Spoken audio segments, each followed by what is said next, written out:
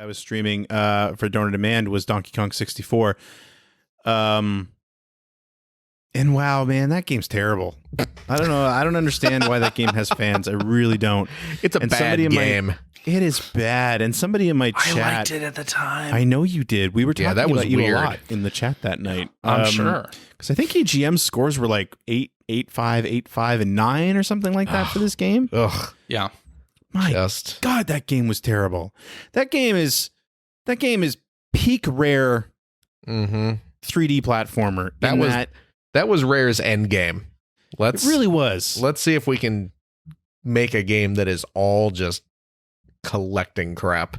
Oh, man. And you got to do it like 5 times. Yeah. 6 times over because there's 6 different characters and 6 different color bananas.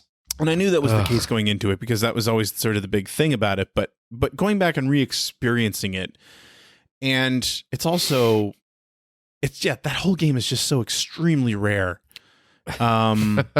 Even from like the startup and the lengthy opening scenes and the humor, and then you actually get going and like even the tutorial is just insufferable, like just everything about it. And then you get spit out into the world and you have no clue where to go or what to do. It doesn't tell you at all. No. And you have to you have to jump. You start on a beach. You find these little bottle cap looking things, which are apparently banana portals. Of course, sounds dirty when you say it. But, naturally. And then there's there's an island. Rare across have the some water. kind of dirty reference in their video games. Yeah, it's right? crazy. Then there's an island across the water, so you have to swim slowly across the water and find this one thing that opens a door. Then you go in and talk to a guy to learn. Now, not only do you need to collect 2 different kind of yellow bananas, but also 6 keys.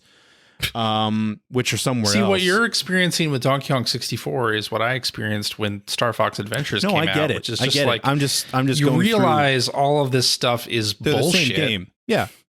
Yeah. So it's just your tolerance for that. After you sit there and talk to the guy for 10 minutes, then a rock on the other island blows up, and that's your portal into where you have to go. Yeah.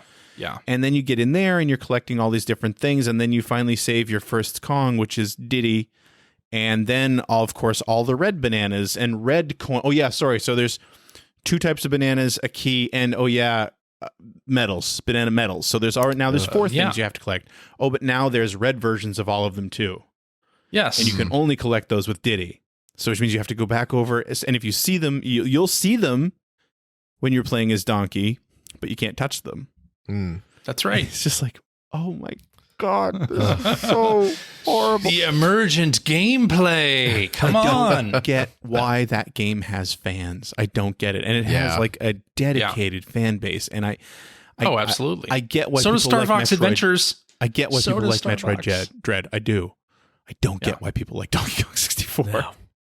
I look at it as the same kind of thing that games like Cookie Clicker and Adventure Capitalist are popular. You know, you like doing the thing and it's going to make you do the thing multiple times.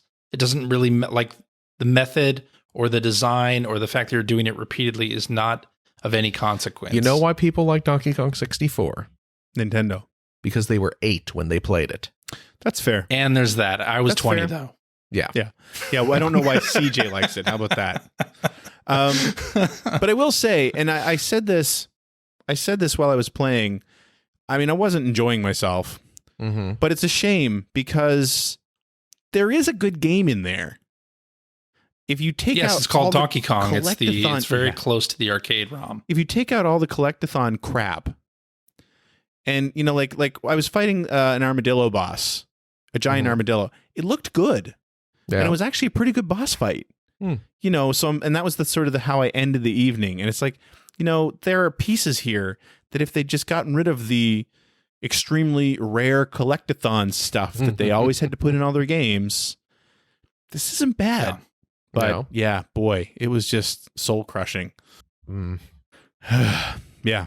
So anyway, but then I played a lot of Guardians of the Galaxy. So there you go. You know, it all worked out. So everything's okay now. Good. That's it. That's all I've been playing.